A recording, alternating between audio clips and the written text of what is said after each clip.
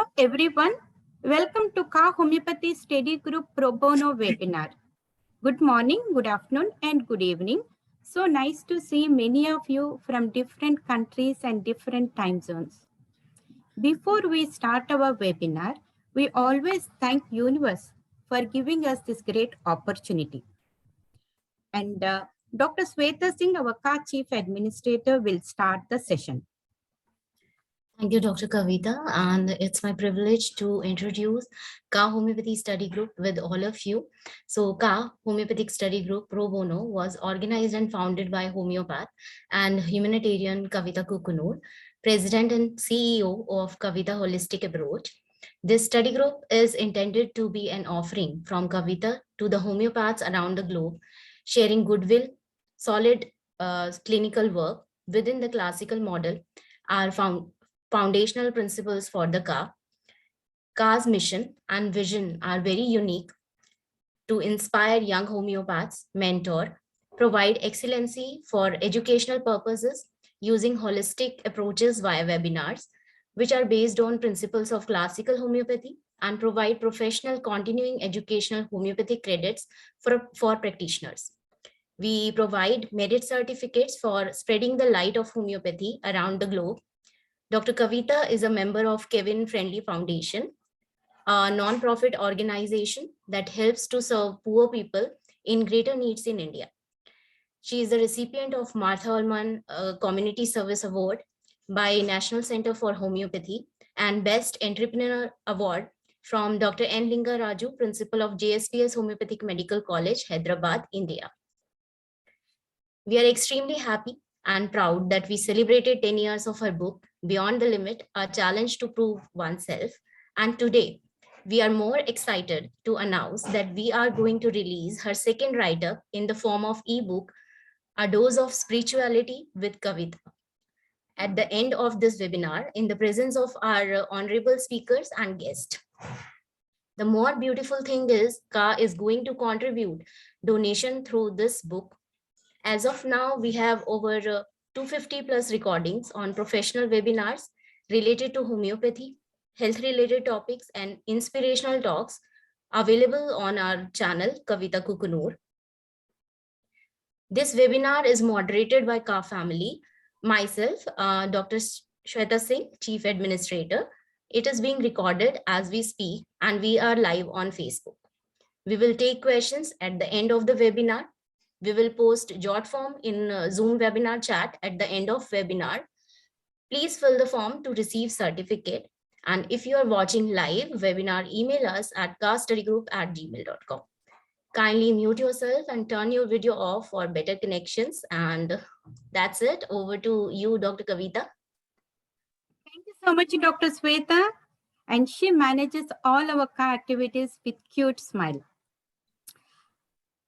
I thank sincerely KHA Homeopathy Study Group entire team for the continuous selfless support with which we are able to make our pro bono activities and webinars so beautiful. These webinars are for educational purposes only and should not misuse any of the course content without the speaker's permission. Always seek an expert homeopath for treatment. Being an outreach coordinator of CHC PR committee, HNCPD provider, we encourage homeopaths to become CHC certified and to participate at HNI accredited CU webinars. Today, January 23rd, 2022, we have two honorable speakers, Dr. Alex Bekker, American Institute of Homeopathy, AIH President, with a very interesting topic, the significance of the postgraduate course by the major figures who kept homeopathy alive in the United States in the 20th century, keeping the lamp burning. And followed by CHC President Dr. Sheetal Tiwari about importance of CHC certification. Let me introduce about Dr. Alex Bekker, MD. He is a general practice physician specializing in homeopathy. He is currently the President of American Institute of Homeopathy and Editor-in-Chief of the American Journal of Homeopathic Medicine. He has a diploma from the American Board of Integrative and Holistic Medicine and is a fellow of American Institute of Stress. Previously, he has served as an adjunct professor at UNTHSC, Fort Worth Family Practice Department. He has published articles in integrative and homeopathic medical journals and has been a speaker at the Joint American Homeopathic Conference, the Texas Society of Homeopathic Conference, the IM4US Integrative Medicine for the Underserved Conference, and the World Homeopathy Day Conference. There is a lot more to speak about Dr. Alex. And for more information about the website, homeopathyyusa.org. So you'll get a lot of articles and more information about the American Institute of Homeopathy. We welcome you, Dr. Alex, and I also give warm welcome to our second speaker, Dr. Sheetal Tiwari. She is a strong advocate of holistic and natural modalities of healing. Dr. Sheetal is passionately driven to bring homeopathic medicine to its rightful place in integrative healthcare system and attain standardization in homeopathic profession globally. As a licensed homeopathic doctor from India and a certified classical homeopath, CCH, in United States of America and Canada, Dr. Sheetal helps her clients to live a happy and healthy life on all levels, emotional, physical, and mental. Because of her infectious passion for advocating homeopathy, she is honored to serve as the president of Council for Homeopathic Certification in North America. It's a great honor to have both of you at our webinar. Please, we welcome you, and we will first start with Dr. Alex. Thank you, Dr. Kokunur. Thank you for that introduction, and I want to thank your organization for having me here, and the KHA organization, and all the pro bono work that you do, and I'm very happy to be here. Good morning to everybody. It's our morning. I think it's your evening in India, where you are. And I would like to take up a very important topic today.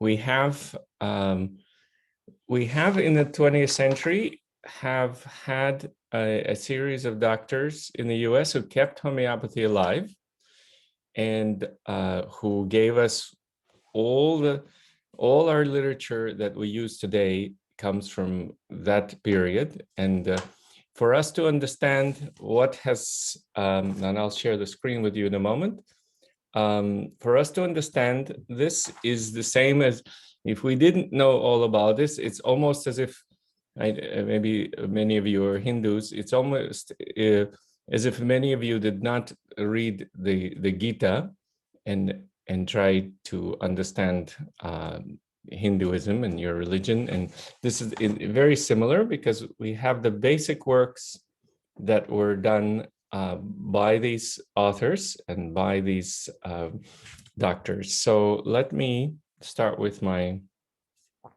so we'll give you a little bit of history until the 1920. We had a, let me see if I can make this and hide it. Well, I'm not, it's, so we had the most important homeopathic period till 1920 in the US. And then we had a decline, a great decline in the homeopathic profession.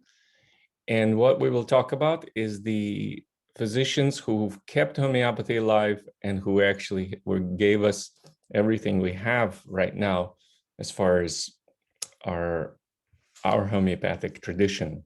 So the lecture outline, if you take a look, will be a brief sketch of the major figures. Of course, we have to start with Samuel Hahnemann, and then the major figure in the US in the 19th century, Constantine Herring, and of course, the major figure in the early 20th century was Dr. James Tyler Kent. So the medical practice, as we know, the homeopathic principle is ancient. It goes back to, in the West, it goes back to Hippocrates. In the East, there are some Vedic and Ayurvedic principles that mention the principle of homeopathy. So in the West, until Hahnemann came on the scene, there was a great deal of confusion and a great deal of what we would call malpractice, and really a lot of practices that did a lot more harm than good.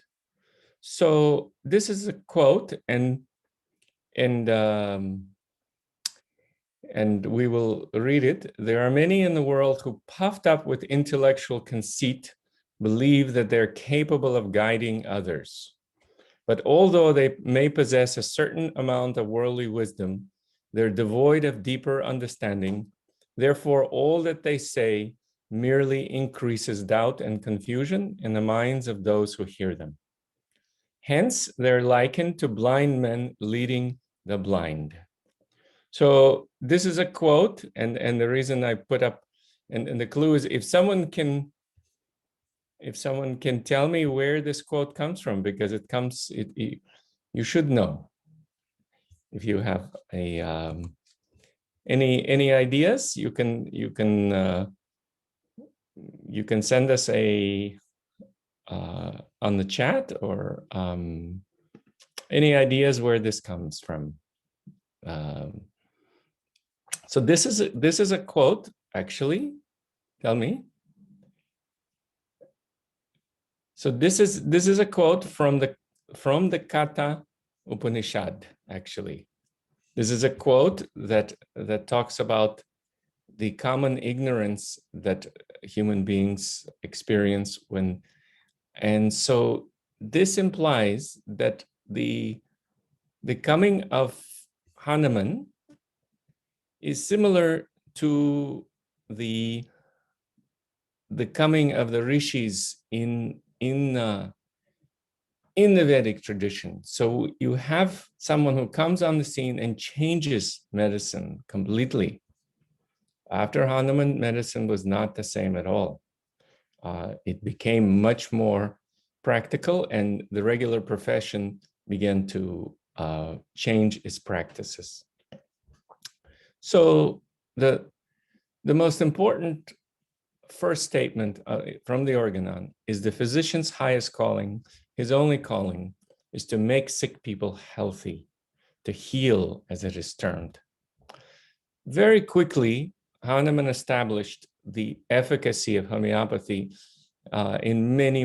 The first is in using belladonna and scarlet fever. Later, he had demonstrated the superiority of the homeopathic method, where he lost 2 cases out of 180. So this is a very low rate of patients dying from typhus, which to this day is something that can have a very serious mortality rate. Conventional treatment had mortality 30%. As we know, Hahnemann not only founded the principle upon which homeopathy is based on, but he also did many provings on his own, conducting it on his family, later on his students, friends, whoever he can find to conduct the provings on. The basic text to this day of homeopathy is the Organon of Medicine. And of course, Hahnemann was the author of chronic diseases, Materia Medica Pura. And what we call the lesser writings is a collection of his essays and many articles in the journals. So Dr. Herring met Hahnemann. Herring met Hahnemann because Herring was a student. Dr. Alex, sorry to interrupt you. Are you sharing the screen? Just our participants were asking if you're sharing the screen. Just wanted to let them know Did I forget to put share screen? Oh my gosh. Yes, no worries. Thank you. Thank you. Oh my gosh. Okay. So I'm sorry. So no wonder you couldn't get the quote, because you didn't see the quote. So sorry. So this was the quote from the Katha Upanishad that we were talking about. And a little, you can see a little picture of Yama, the god of death, and Nachiketa. And they're having the conversation in the Katha Upanishad. And this is what I was, no wonder I wasn't, I'm so sorry. Hahnemann, as we mentioned, conducted many provings. Now, in 1820s, Herring was a student in at the university, I believe at the University of Leipzig, if I'm not mistaken, and he was supposed to prove Hahnemann wrong. His professor of medicine said this fellow is promoting some sort of nonsense, and you need to write a paper and prove him wrong. Well, when Herring had actually investigated homeopathy, he became a great proponent of homeopathy and came to the US, eventually came to the US after staying in Suriname. And we have the first proving of lachesis, which a bushmaster snake in Suriname, a great description, and the snake itself still exists in Philadelphia in one of the museums, the original snake that he used for the proving of lachesis. And Constantine Herring is known as the father of homeopathy. He, of course, was not the first homeopathic practitioner in the US, but he was instrumental in starting, for example, the American Institute of Homeopathy. He was one of the founders. He was also the first president of the Institute of Homeopathy. And he was an author, of course, of many important works, including he started the guiding symptoms of our materia medica, and it was later finished by his students. So the American Institute of Homeopathy was founded in April 10th, 1844.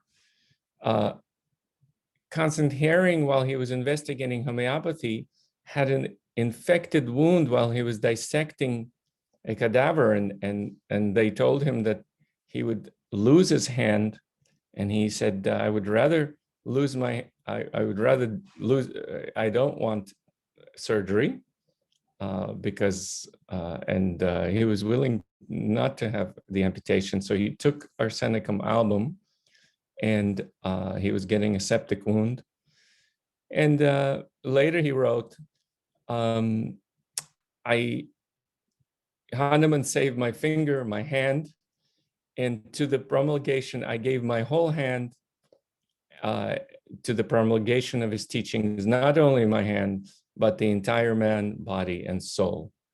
And the first school of homeopathy was found in the US, was founded by Dr. Herring. And so Herring and other physicians at the time, 1 year after Hahnemann's death, they founded the first national medical organization in the US. There were no other national, there were state medical organizations, but there were no national ones at the time. So it was very important at the time to establish standards. The standards they wanted to establish were the reformation and augmentation of materia medica.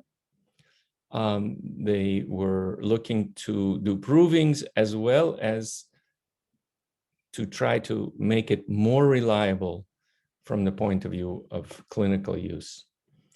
And then, of course, they wanted to make sure there would be standards for restraining of physicians from pretending to be competent to practice homeopathy who have not studied it in a careful and skillful manner. Herring was responsible for many provings, and his students continued his tradition, and we can say that was the establishment of the most important school, the golden age of homeopathy, which continued on. And Dr. Kent, who was closely associated with Dr. Leap, who was, of course, a student of Herring. Kent's influence is on the 20th century homeopathy was very great. Of course, we have Dr. Kent's repertory that is the basics of most repertories today. That, of course, is very different from the other repertories that have been used before.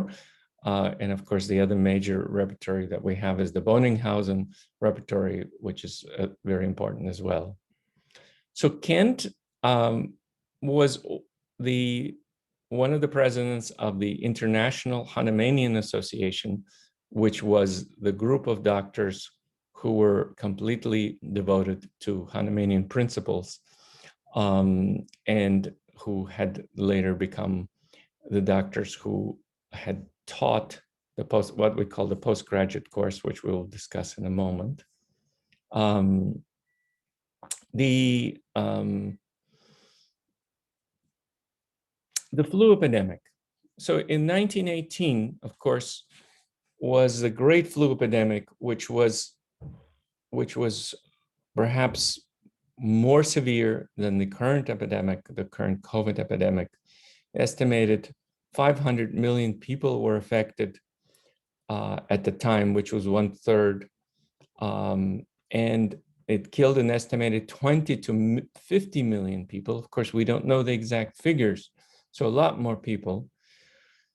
So in the US, the physicians at the time, there were many hospitals in the US at the time who were treating homeopathic hospitals, who were treating the not only inpatient, but also there were many outpatient cases of the influenza. A series of 26,000 cases showed a mortality rate of 1.05%, overall mortality rate, both outpatient, inpatient. The allopathic treatment at the time was showing a 30% over almost 31% mortality rate. Collection of 6,602 cases showed a 0.8 mortality rate. I sent you in the chat, we'll discuss this in a moment. So what happened in 1910 in the US is that there was a release of something called the Flexner Report. And we had, before 1920, there were at least 10 medical schools that were graduating physicians as homeopathic physicians. And there were many, many hospitals, hundreds of hospitals actually. By 1922, there were only 2 medical schools open in the US. So it was a crisis that had to be addressed and there were members of the medical profession, homeopathic medical profession, that had to address it. To go back to the influenza. So I sent you in the chat, I sent you a little booklet. This little booklet was written by Dr. Stearns, who was a past president of the International Hahnemannian Association. And Stearns had collected statistics of only the members who were International Hahnemannian Association members of treatment of influenza. Total cases treated almost 17,000 cases, deaths were 67, and mortality rate of 0.395 of the members who were, so this is a very low mortality rate.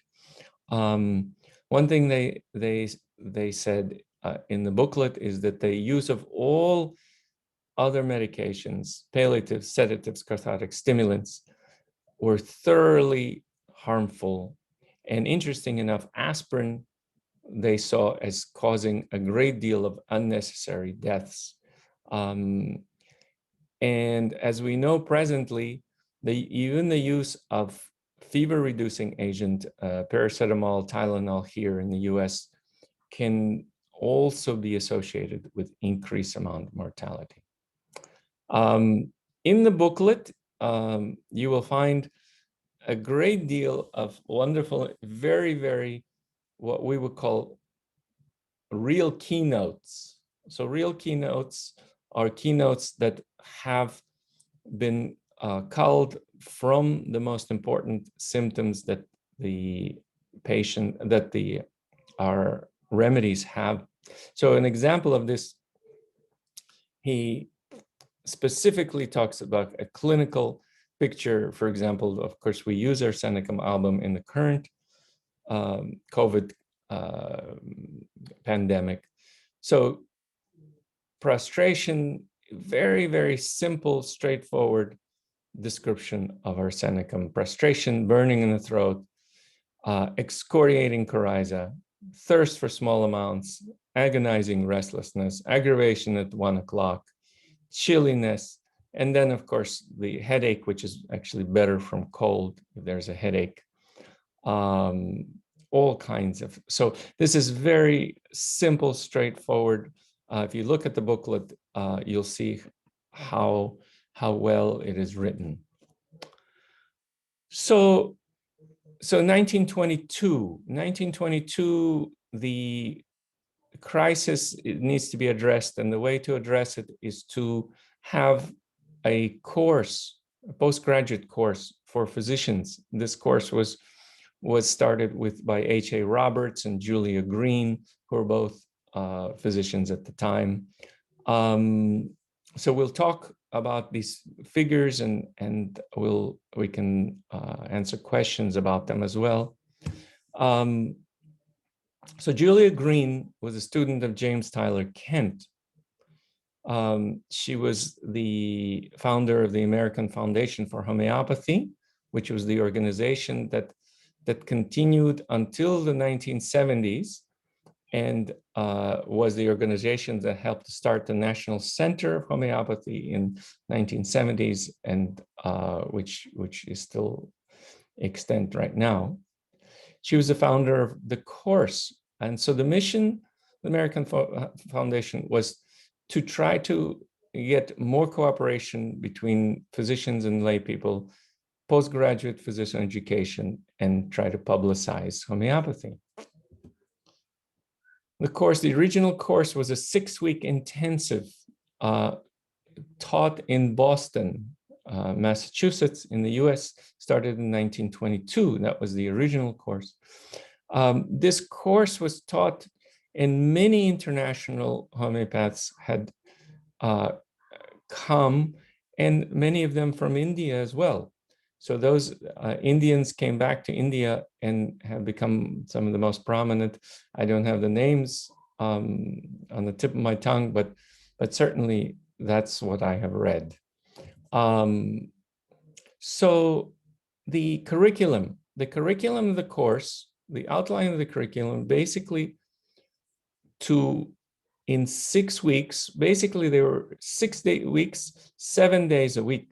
So they were studying, they were trying to put in almost a year's worth of curriculum in a short period of time. So if you look at the actual outline, you can see that they cover the most important aspects of what we understand in homeopathy. What is the vital force? What is illness? What is susceptibility? Understanding disease as it relates to the individual and the patient, materia medica study, case taking, using both the Kentian and Bonninghausen methodology, managing the case, the difference between acute and chronic conditions. And then at the time, the Dr. Spalding, who was at Massachusetts Memorial Hospital, who had This hospital has become the Massachusetts General Hospital, which is one of the most important hospitals in the world. He wrote, they were presented with clinical medicine. So this was an extensive course. One of the teachers, one of the later teachers, was Dr. Harvey Farrington. Dr. Farrington was a son of E.A. Farrington. E.A. Farrington was perhaps one of the most important students of Dr. Herring, who wrote very important clinical work, and E.A. Farrington. And Harvey was a teacher, and of course, Farrington was a practitioner. And one of the books that we still have is actually a curriculum for the actual. So if you can still buy this, Homeopathy and Homeopathic Prescribing Study Course for Graduate Physicians, which is a wonderful refresher course for anyone who is a homeopath. So in the course, you can see that immediately you can see that there's an understanding of disease. Acute diseases, of course, we have a description of acute disease, but what is interesting is that the acute disease depends on the vitality and resistance of the patient. Therefore, what we understand is that obviously in the current COVID pandemic, patients who have comorbidities are patients who are having more serious, severe disease, and that are dying much more frequently. So immediately we understand that our goal as physicians is to strengthen the vitality and resistance to disease through treatment of chronic disease. So immediately there's an understanding that chronic disease does not go away on its own. It needs to be treated.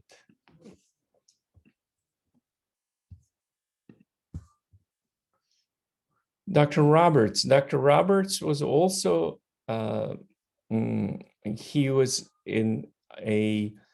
served in World War I, and he treated many of his soldiers. One anecdote is that he was coming back from Europe, and his ship soldiers were dying so frequently from the flu that his ship was one of the few ships that had not lost one patient. Not one man had died from the flu on the ship that Dr. Roberts served. He was also a teacher of the postgraduate course. And then he, of course, the classic work that is very important, The Principles and Art of Cure by Homeopathy. And so this work, of course, is a standard text to this day.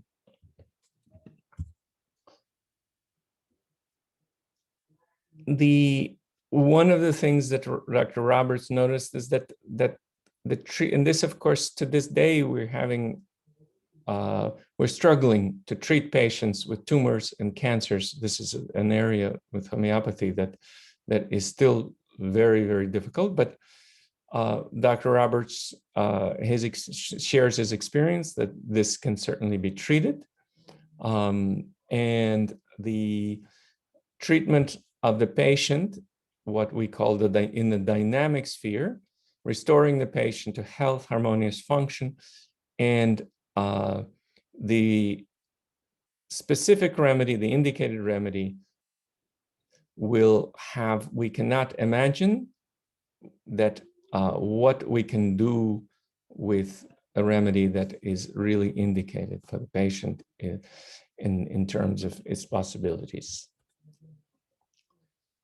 Dr. Boger was a very important physician. He was a scholar in Bonninghausen, which of course is the the other major methodology in homeopathy. Based on the Bonninghausen method, Dr. Bekker had authored his very important text, Synoptic Key and General Analysis, and also his Bonninghausen General Repertory, which is probably one of the best clinical tools that one can have for quick prescribing in the clinic that we have currently. Dr. Bekker, just like Bonninghausen, emphasized modalities. The modalities, as we know, the circumstances, the heat and cold and weather and bathing and washing were essential in defining and individualizing the illness so that we can treat it properly. Another physician who was involved in the American Foundation of Homeopathy and the postgraduate course was Dr. Gladwin, who was a student of Dr. Kent. Dr. Gladwin worked on the Kent's repertory. She was one of the major contributors to the Kent's repertory in 1900 and after that as well. And Dr. Gladwin was a teacher of homeopathy, one of her most important students, who we will talk about in a few minutes, and is Dr. Schmidt, Dr. Pierre Schmidt. And she wrote a little book on, which was to try to, it was dedicated to her student and to really make homeopathic remedies come alive. And and one of the ways that they would talk about understanding the remedies from the Materia Medica is to constantly look for the symptoms that you see wherever you are, whether you're traveling, you look at the patients, observe what patients look like. And so she has very wonderful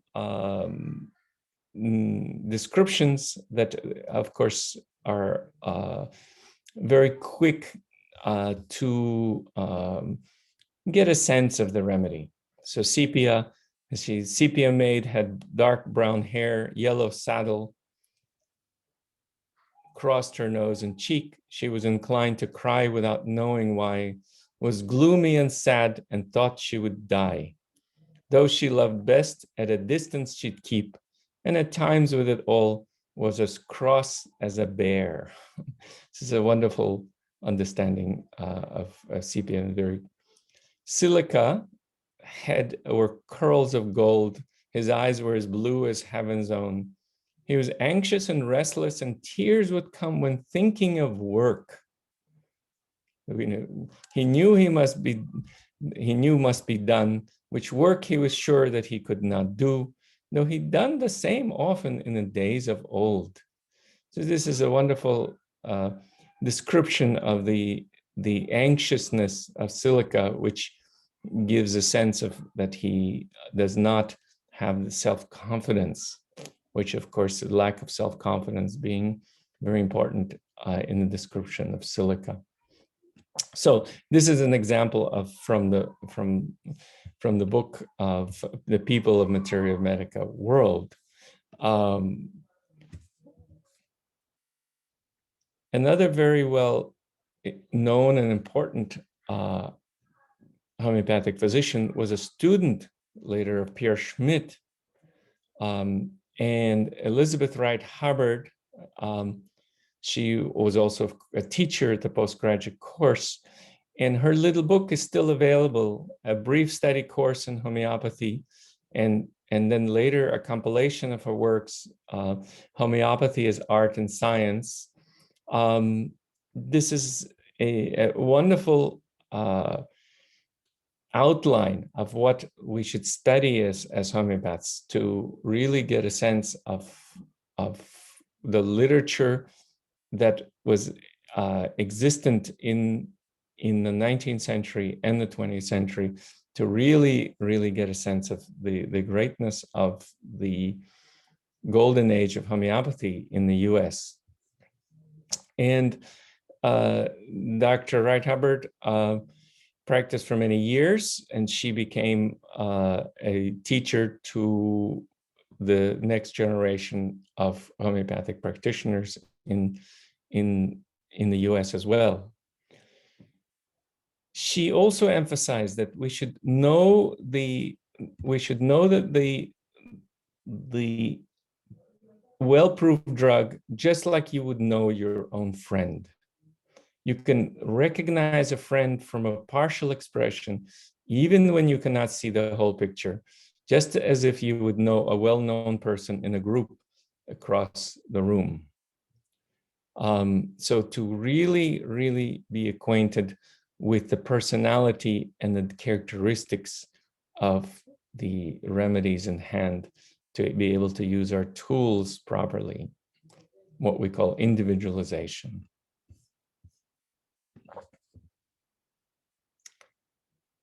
So after this period, we can say the important figures in the 20th century that came afterward, Dr. Schmidt, we will go over, Dr. Ware and Tyler from England, both of them, one of them was a student of Dr. Kent and influenced by Dr. Kent. And we can say that they brought homeopathy, really brought it out in England, and it continued, of course, continued to develop to this day.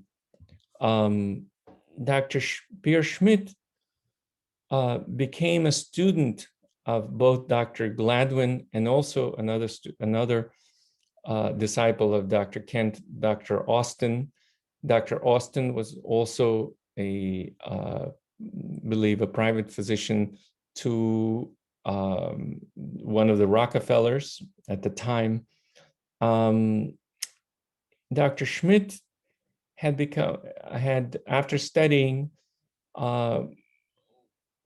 brought what we call classical homeopathy back to Europe, and was one of the most important physicians from Switzerland. He trained generations, more than one generation, of prominent European and American homeopaths.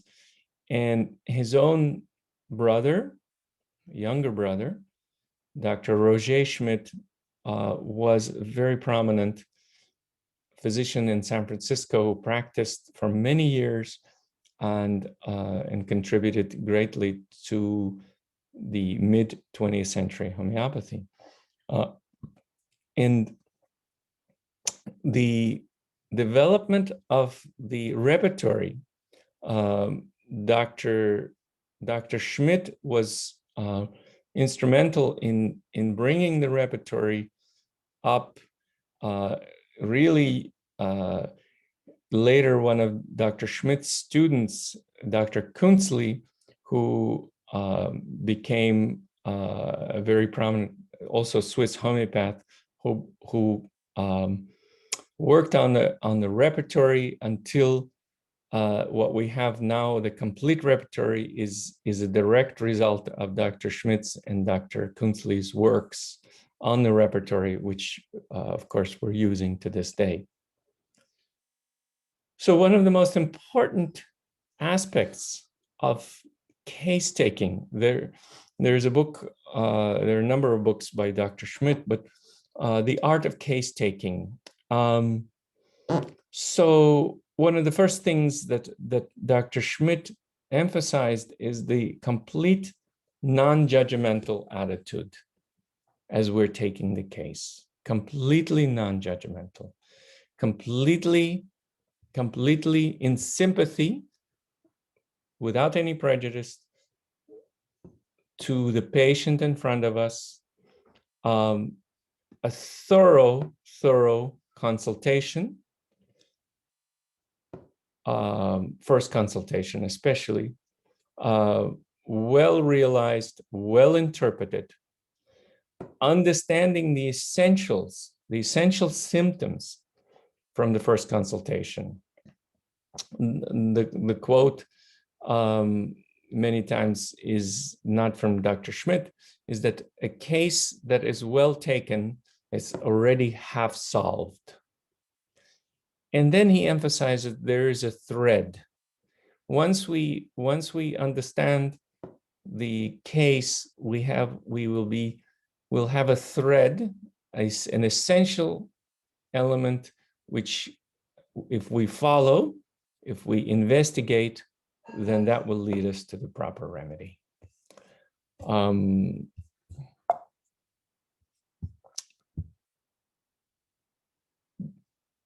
To go back to England, Dr. Ware studied with Dr. Kent before Dr. Kent passed away in 1916. And Dr. Ware became a very important physician, a British physician in England. He was the physician to the royal family and the Queen for many years, president of the British Homeopathic Congress. There's a very important work by Dr. Ware, Reflections on 45 Years of Homeopathic Practice. This was a lecture given to the American Foundation for Homeopathy in the US in 1955. And he emphasizes what homeopathy can do, and in many, many severe cases. So after 45 years, you can hear the excitement of Dr. Ware. Even after 45 years of treating patients, you can see that really he still is excited about homeopathy as he was, I would imagine, from the beginning. And he talks about the simillimum, the most similar remedy, that really all the patient's disturbances disappear, and we prescribe for the patient as a whole. And just as the soil is cleaned by the farmer, the various crops improve. And so by getting the patient's resistance increased, he can deal with all the symptoms, and it is completely orderly. Dr. Tyler, another physician who was influenced by Dr. Kent. Dr. Tyler is the author of the Homeopathic Drug Pictures, which is also a standard text. And she was the editor of the journal. She died. She was 86 years old, and she worked to the last day of her life. She died right after going to the clinic. She passed away. So she was completely dedicated to homeopathy. She funded many British physicians, including John Ware, I believe, to go to the US and study with Dr. Kent. She did not go herself, but she was influenced greatly by Dr. Kent. She wrote in her book that talking about Hahnemann's treatment and statistics, using in 1830, so Hahnemann came up with the remedies for cholera before he saw any cases of cholera. He just from knowing the symptoms, he came up with these. And to this day, these are the most important remedies in cholera, as far as I know. In the treatment of cholera, the three remedies: camphor, cuprum, veratrum album. 1844 and mentions statistics from the London Hospital, which at that time was treating, and the cases of 61 cases of cholera, 10 deaths, 341 cases with 1 death, while cholera apparently was regular treatment at that time, mortality rate as 40%, and homeopathic treatment mortality of less than 9%. So the treatment of homeopathy in in epidemics, and as she puts it, for as of yet unknown epidemics, there is a great deal of success in the treatment. As we know as well, in the current COVID treatment, we have been very successful as well. So Dr. Panos was actually a student of Dr. Greene. We mentioned Dr. Greene as a disciple of Tyler Kent, and she was a very important homeopath in the later part of the 20th century. This is 1994. She's quite elderly at the time. It's 150th anniversary of the American Institute of Homeopathy. Dr. Panos had brought the major figures of homeopathy to the US in the 1970s, George Vitulkas and Dr. Eugenio Candagabe, who was from Argentina. She brought them to the US to teach the physicians here homeopathy, and this influenced the whole generation. She was also a colleague and teacher. Well, actually, she was not teacher. Dr. Edward Whitmont, who was one of the most prominent Jungian psychiatrists at the time. He was a homeopathic physician, and he studied with Dr. Elizabeth Hubbard Wright.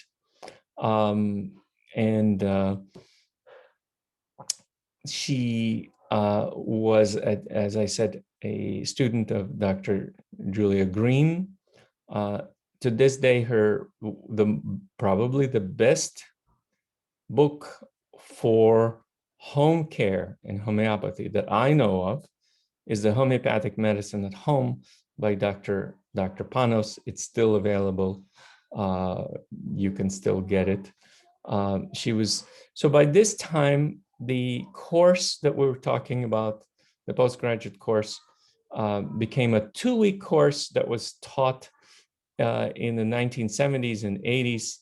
National Center for Homeopathy was teaching a course, a 2-week intensive in Millersville, I believe it's in Pennsylvania at the time. Dr. Vitulkas, of course, a renowned homeopath who came to the US in the 1970s and had taught a whole generation of physicians homeopathy, and of course to this day is one of the most influential teachers of homeopathy in the world.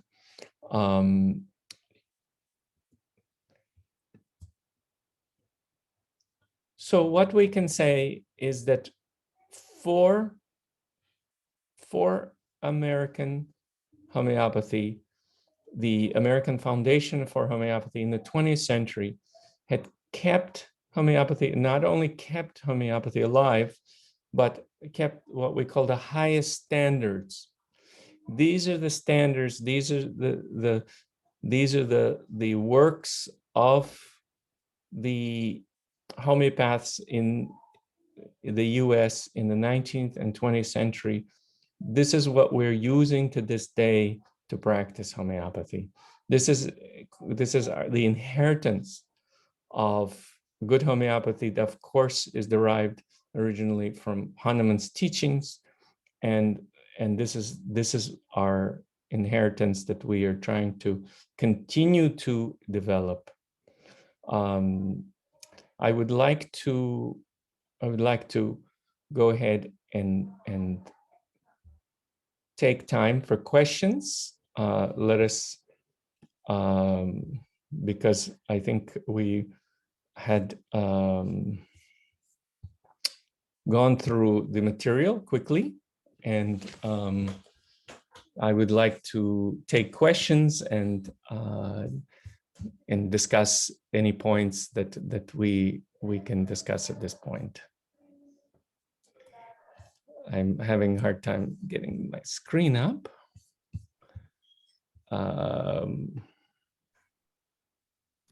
And you can raise your hand. I don't know, is it Dr. Kokona, or are you? Yes, thank you so much, Dr.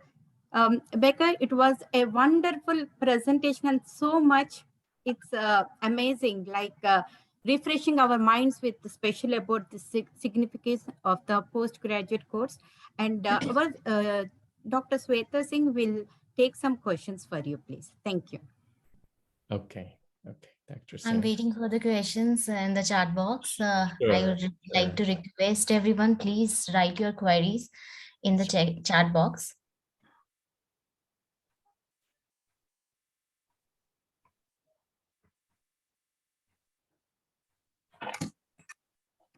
Any questions to our honorable speaker?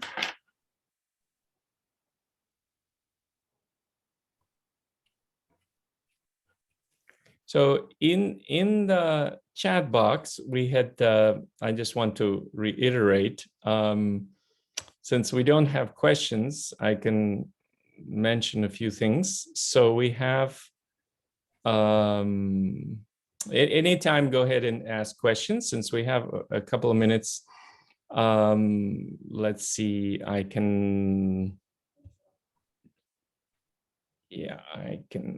we can go ahead and share screen again. So I have sent you a booklet in the chat box. So this is the treatment of influenza by Dr. Stearns. So we went through this just briefly, and this is where we got you can look at this yourself. Now, the most wonderful thing about this is a few things. First of all, they go through not only the remedies that were used at the time, but also give you a very nice description of what was most important as clinically. So these are some of the same remedies, because I have treated COVID cases, and these are the same remedies we're using often. We have, we're using, I have quite a few aconite cases that I have treated. So I personally have not seen arnica, but we've seen some of the doctors have seen arnica cases. Of course, arsenicum is very common in COVID as well. So these are influenza, of course. These are all the remedies that were used for influenza. For example, I had a case of baptisia. I didn't give that remedy initially, but 2-3 weeks after COVID, the patient was describing what we call COVID fogginess. So he felt like he couldn't think properly. And so I gave the patient baptisia, looking at the symptoms that he had both at that time and also at the time of COVID. And that cleared up that fogginess that patients are getting. Of course, and so we look through the booklet, we can see description of many of the remedies, of course, bryonia, camphor, many remedies that we're still using in COVID. The nice thing about this booklet, what I want to show you, is that at the end of the booklet, you'll find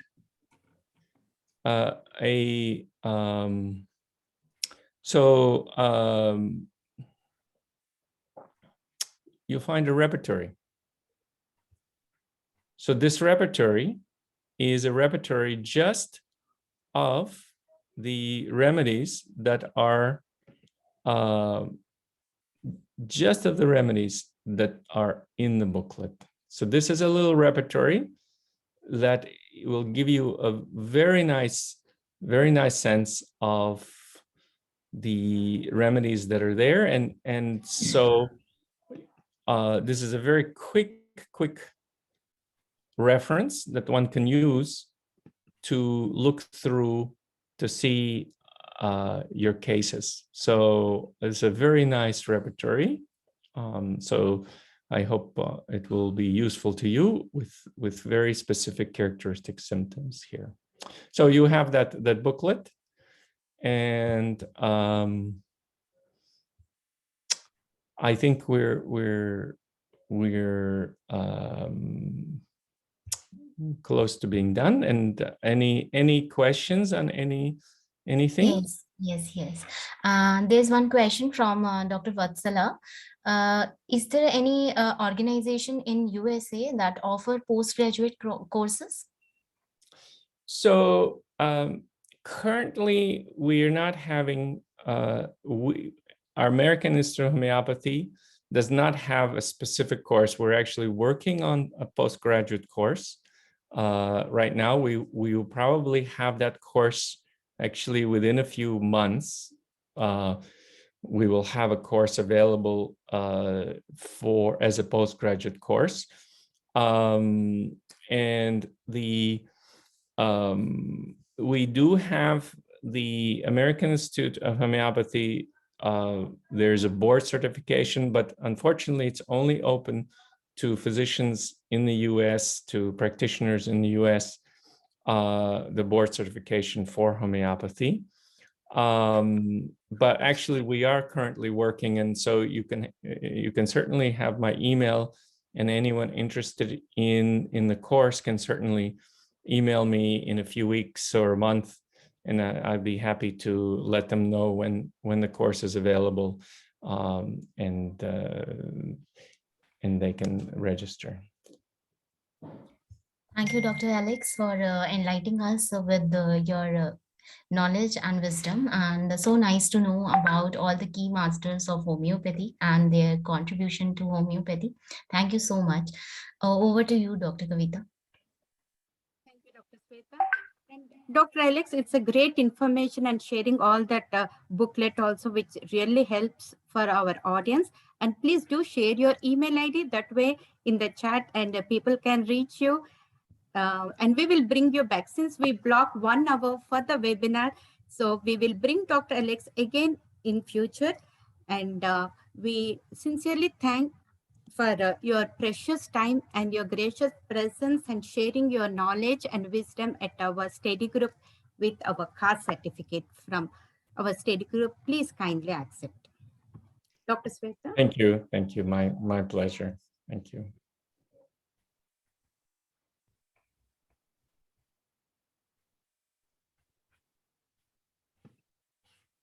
Thank you. And we welcome Dr. Sheetal Tiwari to our webinar.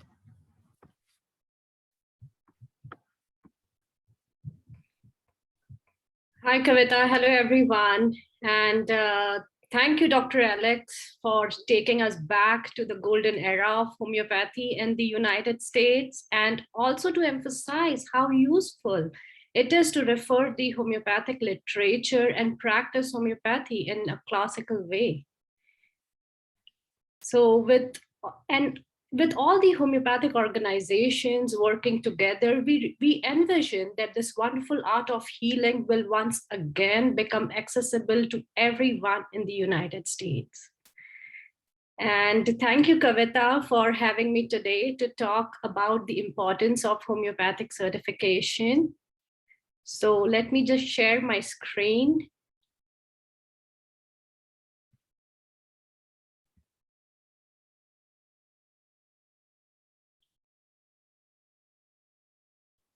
Okay, so are you able to see my slides?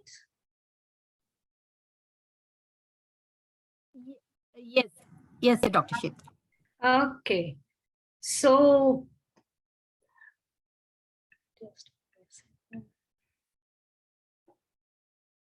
why, so have you ever wondered like why certifications have become so popular in every sector. Now, even after completing years of university programs, a physician has to be board certified, an accountant needs to earn the CPA credential, a manager should be PMP, and even for plumbers, electrician, esthetician, there is a certification for everyone. Not just that, from the food we eat to the clothes we wear, we are in an era where everything needs a stamp of approval. Now, think about validations that surround us daily and allows us the assurance that the product or service is 100% authentic. Nowadays, especially in this era, everyone, like the consumers, want to be very sure what they are making, are they making the right decision? What are they putting their hard-earned money for? Especially when it comes to the health concerns of their children and loved ones, they want to see only a trusted provider. Now, in a cross-sectional study conducted by the Institute of Credentialing Excellence, it shows that credentials helps consumers to identify professionals who show commitment to their profession, who have skills and competencies to carry out the task more effectively, and most importantly, ensures public safety by being accountable for maintaining ethical standards. Now, the CHC has set bar for excellence in homeopathy healthcare since 1992. In 2017, we became accredited by the National Commission for Certifying Agency. Now, if this is the seal which consumers see for certified organic food, then this is the seal which the nation's most respected thinkers in health and fitness swear by when it comes to accreditation of programs that certify professionals working in healthcare, fitness, wellness, and other occupations. And given that this is the seal when it comes to homeopathic profession, the certified, the CCH credential. Now, we are proud to be the only certification program in the homeopathic industry to be accredited by the NCCA. Over the years, many licensed healthcare practitioners like MDs, RNs, NDs, and others have opted to become CHC certified to validate their expertise and skills, specifically in the field of homeopathic art of healing. We also certify non-licensed practitioners who are dedicated to the profession and achieve extensive training to meet the eligibility requirements that are necessary to take the CHC exam. Now, I want to just throw some light on this, that our certification exam differ from any other exam you take on completion of your training or any other non-accredited certification. Now, why it differs is in the way the exam itself is formulated. We do a job analysis, which is conducted like every 5 years to review current activities, responsibilities, and roles, and the qualifications that are necessary for performance as a homeopathic practitioner. Now, a survey is created and is then cascaded to the homeopathic community, and its results are used to create the test blueprint. Each question on the CHC exam must go through statistical analysis and psychometric validation, which is further reviewed by the subject matter experts who are certified homeopaths. Now, with all this, we are doing this just to maintain the NCCA accredited standards. And how does it benefit? How does getting this CHC certification benefits the whole profession? It benefits the practitioners, and it also benefits the consumer to select wisely. Now, for the practitioners, like the CHC credential demonstrates your commitment to homeopathy with the most respected certification in the profession. Certification enables homeopaths to demonstrate their specialty, expertise, and validate their knowledge and skills in the profession. CHC certification offers an opportunity to advance your career, distinguish yourself as an expert in homeopathy, and prove your ability to provide excellent client care. By achieving this milestone, you will join the other homeopaths in demonstrating your specialized knowledge and continuing competency. CCH credentialed practitioners are eligible to numerous benefits in professional homeopathy community. Organizational membership, pharmacy discount, and homeopathy specific professional and general liability insurance. We have heard that the insurance which you get once you are CHC certified is far more affordable. Now, when we talk about the profession, getting CHC certified, and when we are in this profession, and it shows that we are meeting the standards of excellence which are already recognized within the medical community. And it is the straightest path towards recognition of homeopathy by healthcare providers as a part of the healthcare landscape. Holding the CCH credentials that has earned the NCCA accreditation can ensure the professionals who work in all of those settings and have knowledge, skills, and competency to lead people safely and effectively. And also for the policymakers and healthcare officials, NCCA accreditation represents that the best opportunity for the homeopathic profession to show that we have credentials that are the measure of ability to provide competent care in homeopathic practice, a standard of excellence accepted and utilized by healthcare providers as well as state and local regulatory agencies. Now, even for consumers, they feel safe when they are seeing a practitioner who has been validated and they sign this ethical, they practice ethically. So when talking about the eligibility criteria for taking the CHC exam, is right now we accept graduates who are coming from the accredited school in United States and Canada.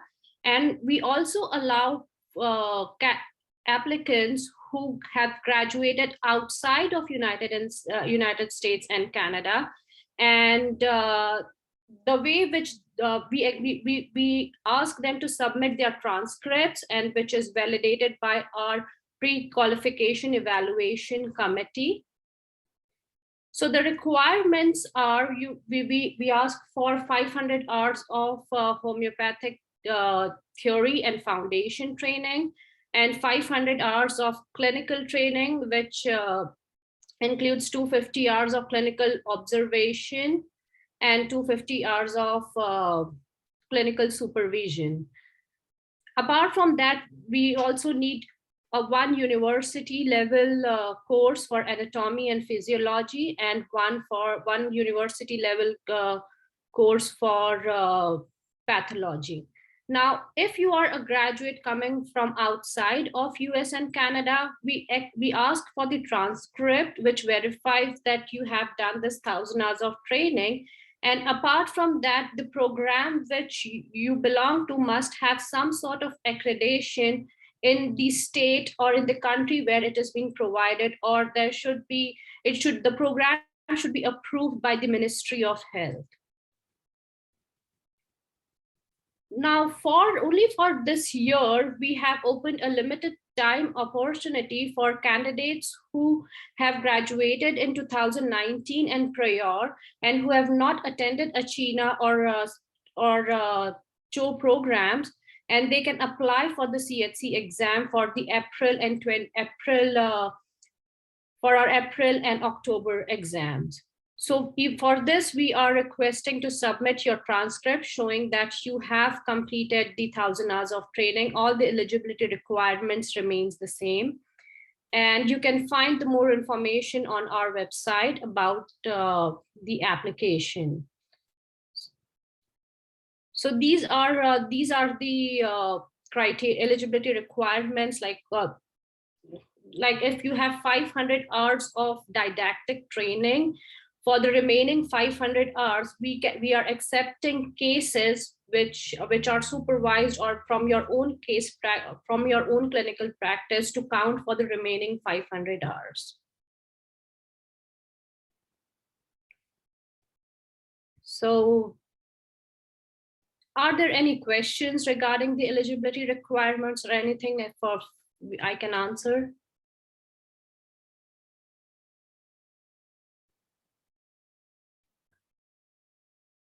We have one question, Dr. Sheetal, from Dr. Rekha Saroha. Is this CHC program for Indian homeopaths? So we allow BHMS, like Dr. Kavita, myself, we are BHMS, and the eligibility requirements, we meet the eligibility requirements to take the CHC exam. The only thing is that you have to be in United States and Canada to take the exam. Thank you. Any more questions? Please write down in the chat box.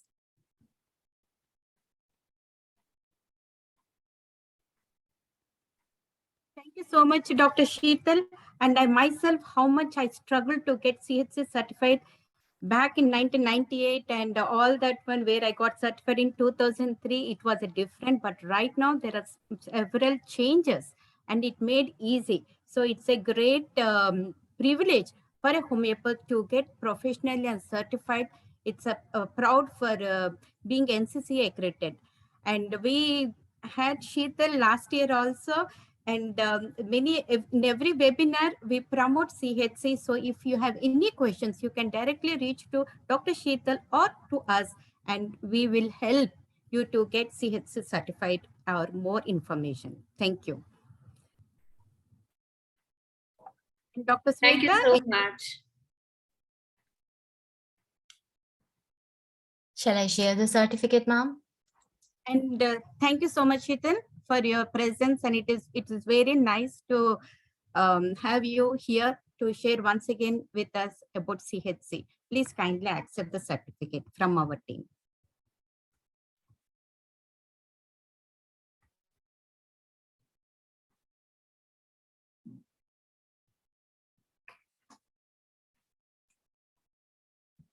Thank you so much, Kavita. Thank you so much, Dr.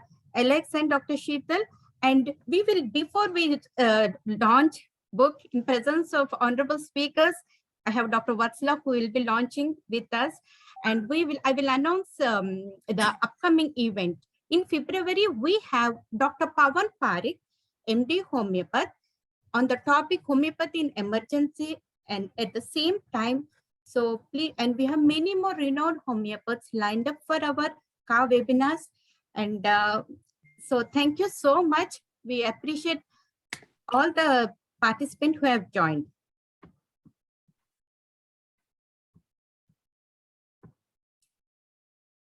Dr. Vatsala, can I unmute, please? Mute. Okay. Can you hear me, Kavita? Hello? Yes, Dr. Vatsala, we can hear, but you are there. Yes, beautiful. There. All right. Namaste. Namaste.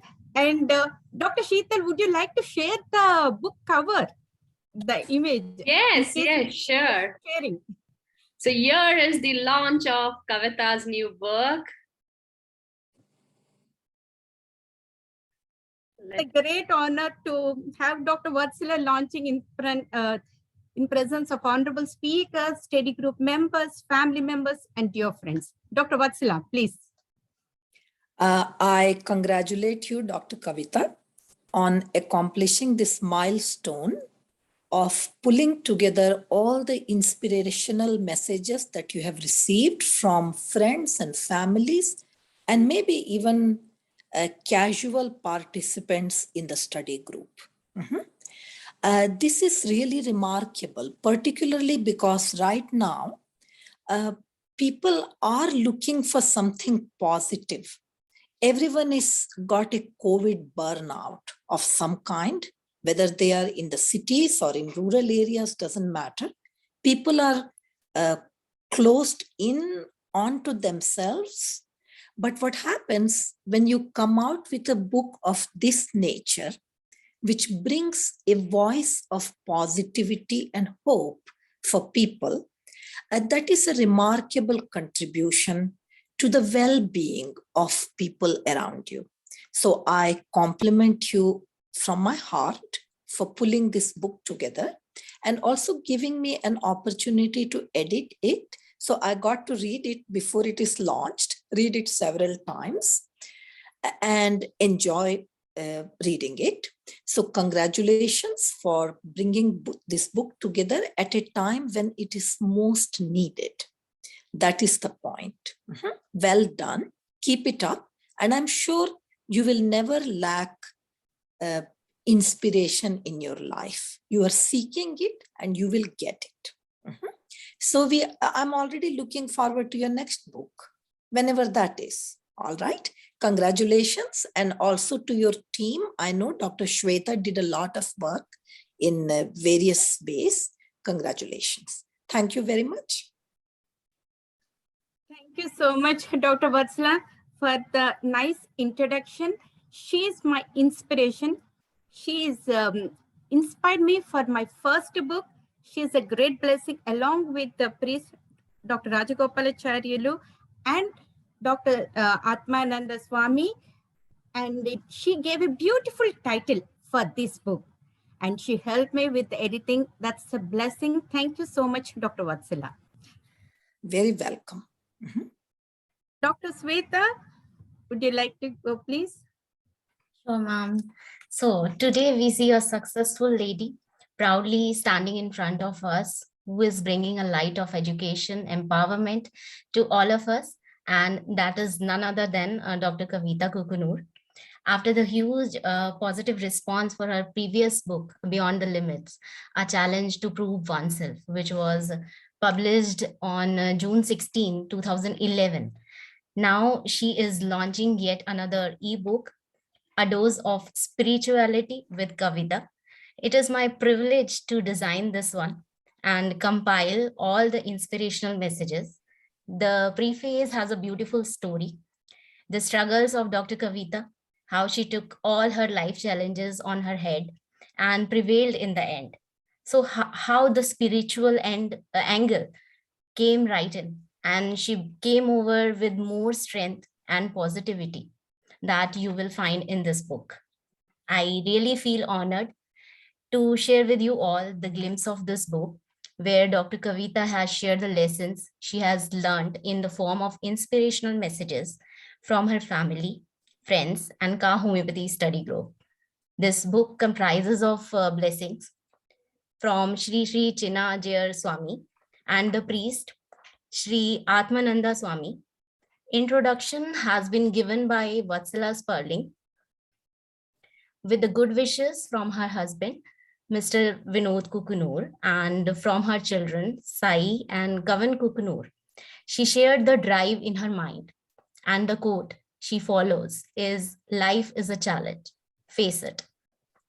Beautifully mentioned the key 49 inspirational messages that enriched her life.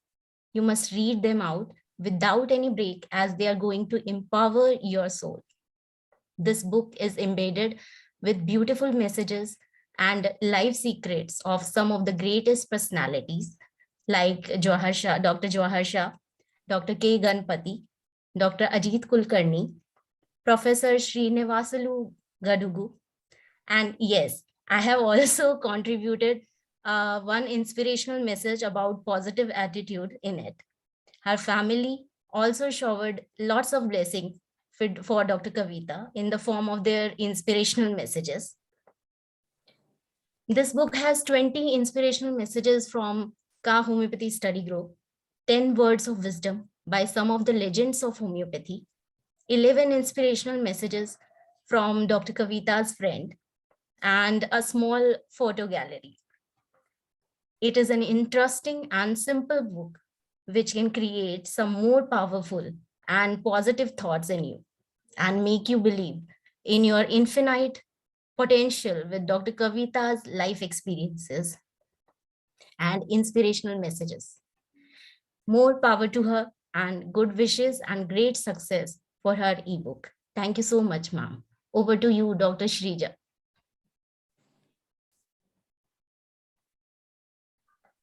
Before we would like to, Dr. Sweta, shall we announce that all the participants, whoever attending the webinar, watching live on the Facebook or anywhere, if you purchase the book, the proceeds goes to CHC and AIH. So even in 2 hours after the webinar also, please, we will show how to purchase the book. You can list the organization name as CHC and AIH. It's a great donation from all of you. Thank you so much for supporting the homeopathic organizations around the globe. Yes. Sorry, Dr. Shrija, would you like to go?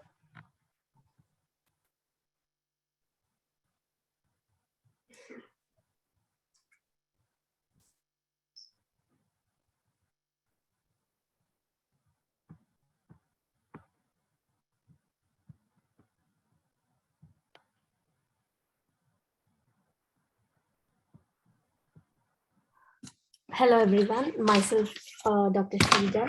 I'm the coordinator of Ka Homeopathy Study Group, and I feel so honored and blessed and thankful for being a small part of this ebook and also through the honorable speakers. Thank you so much, ma'am, and much gratitude towards you for making me a small part of this book. I'm so happy to see all the volunteers here and who are also a part of this group. And the previous book, Beyond the Limits, has a huge impact on many women, and I'm one amongst them. And this book for sure will have a positive response and a huge impact on many people who are near to the spirituality. There are almost 20 inspirational talks from the Ka Homeopathy group. And thanks to Kavita ma'am again for giving us all the opportunities and also making us a part of this ebook, and also all the volunteers and the team. And the inspirational messages from Ka Homeopathy Study Group, and there are many. I also contributed an inspirational talk and my message in this ebook, and also Kavita ma'am's friends, like they have also given many messages, like Lakshmi Upuganti, Bindulata, Krishna Miriala, Anu Manthena, Shobha Denduluri, Nina Paketi, etc. And also the volunteers like Dr. Nupur, Dr. Mamata, Dr. Nupur Sharma, Dr. Poonam, and Dr. Kritik, Dr. Pooja, they are also having the inspirational messages. So please enjoy the ebook. Over to you, ma'am. Thank you so much again for making me the part of this group. Thank you so much, Dr. Shrija. She is our Ka coordinator, always prompt, very helpful, and we could not have made it all of this without our team's effort. And before I forget, first I would say Dr. Sweta Singh, her beautiful compilation, creation, design is amazing. And once you see the book, you will, as she said, like you cannot stop that one. You read all through the end. So she did a wonderful job. Thank you so much. Each of our Ka study group volunteer, everyone is very well appreciated. They have their own roles, and thank you once again. So now, Dr. Sweta.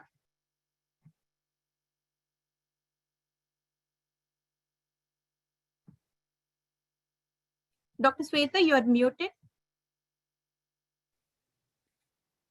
Hello, ma'am. Hi, everyone. I would like to say that reading a book is not for the price they spent on it. It is a commitment of time. And Dr. Kavita is surrounded by so many positive and loving people in her life. And here in this book, you can meet them all with their life secrets. This book consists of words of wisdom by some of the greatest personalities like Holly Manugian on a Right Thank You Note, Dr. S. Praveen Kumar on See You Day as Your Life, Dr. Balram on Holly considered life as full of colors, Dr. Lakshita and Professor Regina on Be More Than Your Moods, Gabriel Traub on Decompress Before You Go Home, Dr. Sujata Owens on Love Your Work, Dr. Girish Gupta on Develop Your Talent, and Dr. Pawan Parekh on Take More Risks, Dr. Lalan Yadav on Be a Better Parent, Dr. Pooja Nayak on Respect Your Instincts. You can watch all the videos of these legends on YouTube. All the YouTube links are provided in the book. And this book also comprises of inspirational messages from Dr. Kavita's friends like Lakshmi Upaganti, Bindu Latha, Krishna Mariala, Annu Manthan, Shobha Denduluri, Nina, Anita Bowman, Avine Bharti, Dr. Nunu Parvati, Sri Guru Karunamaya, and Kevin Friendly Foundation. It is an interesting and simple book which can create some more powerful and positive thoughts in you and make you believe in your infinite potential. With Dr. Kavita's life experiences and inspirational messages from her family, friends, and Ka Homeopathy Study Group team. Thank you, myself, Dr. Shweta Verma. Thank you, Dr. Sweta Verma. And we have Dr. Nupur, who will show how we can purchase the book. Dr. Nupur. Hello, everyone. Hello, everyone. So let me share in the screen.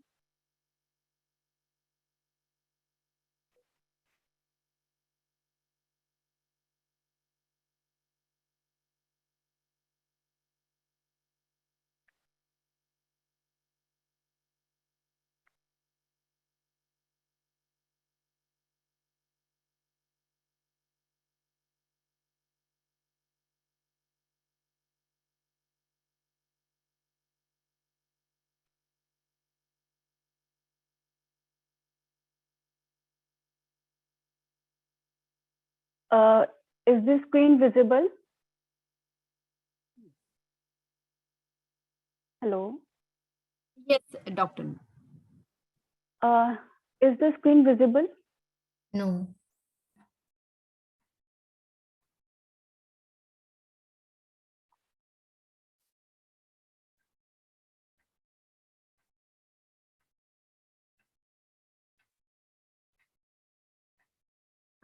Would you like to help Nupur, please?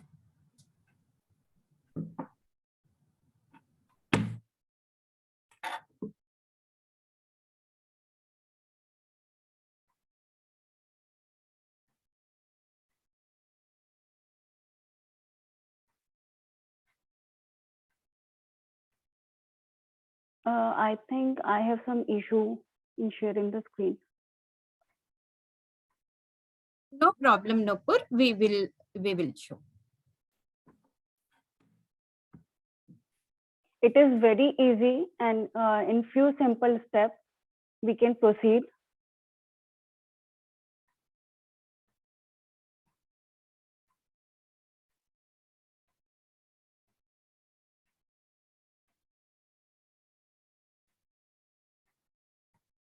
We are sharing the link in the chat.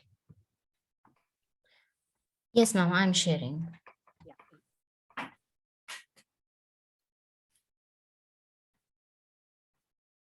Thank you.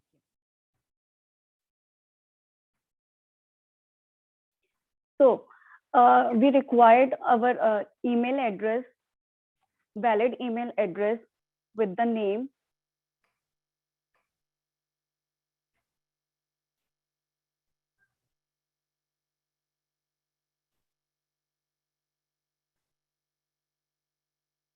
full name, contact details, and you can apply for any charitable organization listed over here. And if you have any other organization, you can mention them in other also.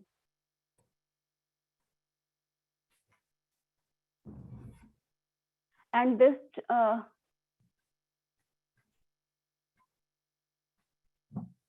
the donation will be sent to the charitable organization. The cost of ebook is $4.99. Other than India, and for Indian currency, it's 100 rupees. You can pay by PayPal, and also to the Google Pay or Paytm or Phone Pay on the given number, and share the screen after the payment once done. Or you can mail the screenshot at kstudygroup@gmail.com.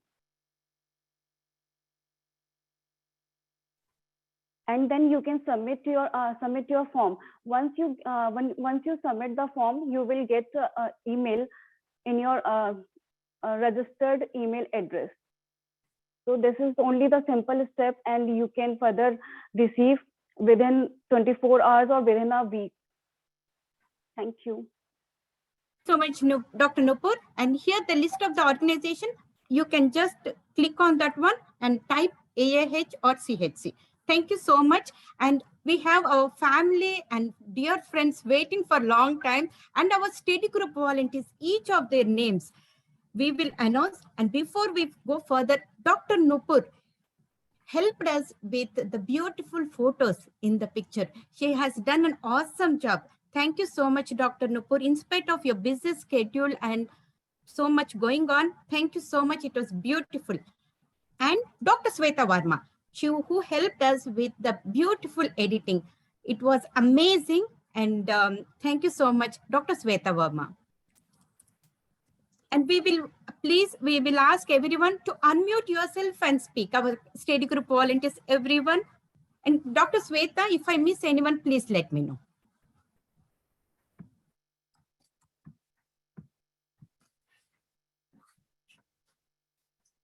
No, you have covered everyone, ma'am, and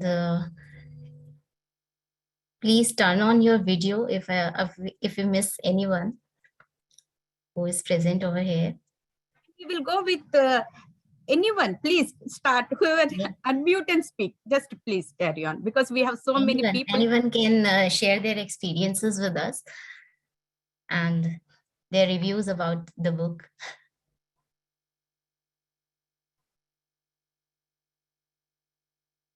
Hi, this is Sunita Panoju. I am sister of Dr. Kavita. I am really very excited and very happy. We all feel very proud.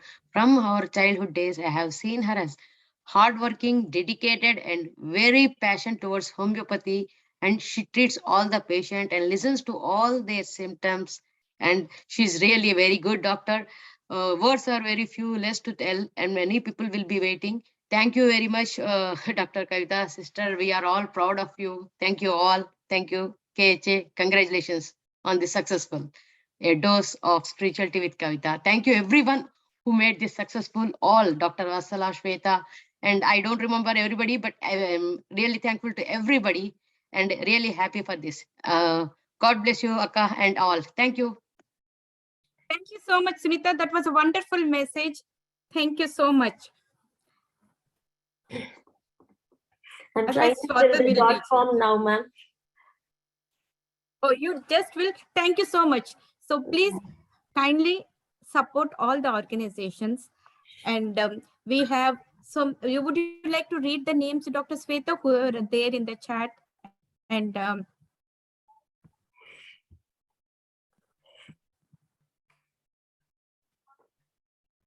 thank you everyone for joining us. Thank you our honorable speakers, Dr. Alex and Dr. Sheetal Tiwari, Dr. Nupur, Dr. Shweta Verma, Shrija Rieravali, Dr. Ashok Kumar Kukunur, Dr. Mamata Kumar, Dr. Ashok Madan, Dr. Fareen Khalid, Dr. Kritik Shah, Dr. Lakshmi Guram, Dr. Pradanya Kumari Deshmukh, Dr. Aruganti Padmavati, Dr. Rekha Saroha, Dr. Krishna K. Miryala, and Lakshmi Upuganti, Mary Hernandez, Nuni Parvati, Dr. Poonam Chaplani, Dr. Prabs, Ramadevi Ramaneti, Sunita Surendra from Hyderabad, Mr. Vinod Kukunur, sir, and Shama. Thank you, all of you. Over to you, Dr. Kavita.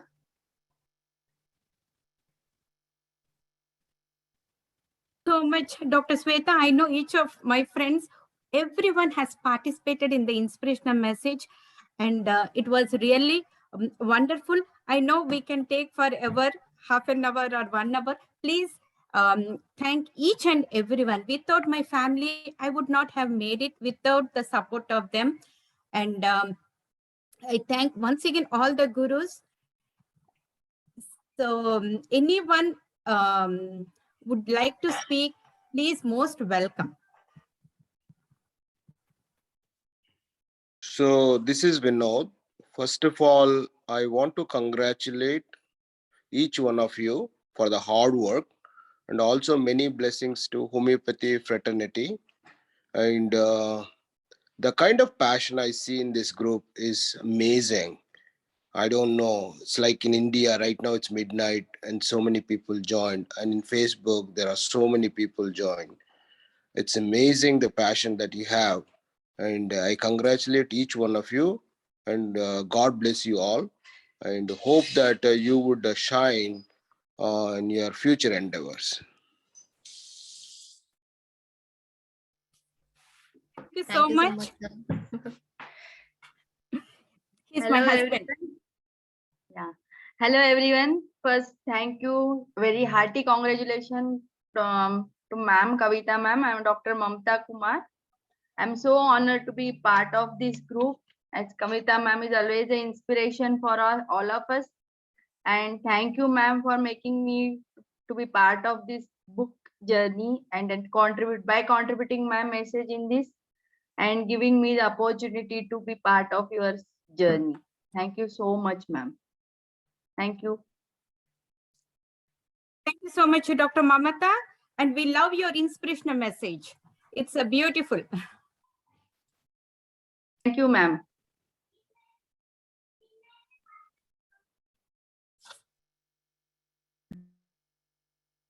We have, before anyone speaks, these inspirational messages. Dr. Sweta, would you like to speak a little bit about Professor Regina and about the movie which we made with all the talks to inspire the stage 4 cancer survivors?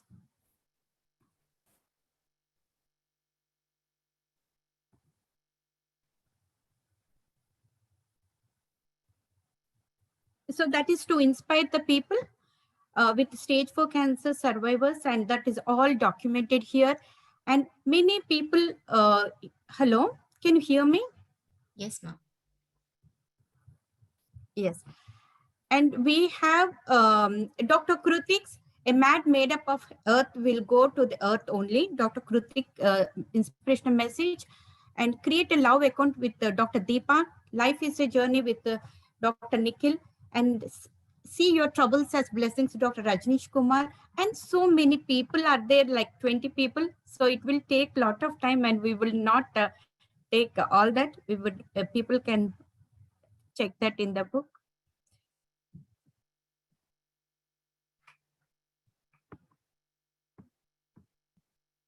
And anything else, Dr. Sweta? Would you like to? Each and everyone who had joined today's webinar, thank you so much.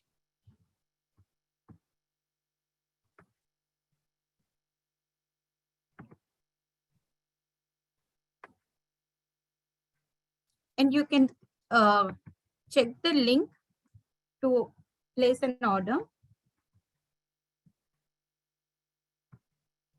All right, Sweta? Yes, ma'am. Thank you all once again, and see you all again at our next webinar. Thank you so much, Dr. Alex, and thank you Thank so you. much, Dr. Sheetal. Thank And you so much. all the participants, my family members, everyone, friends, study group, each and everyone. Thank you all. Thank you, Kavita. Bye-bye. Thank you. Bye-bye. Thank you all.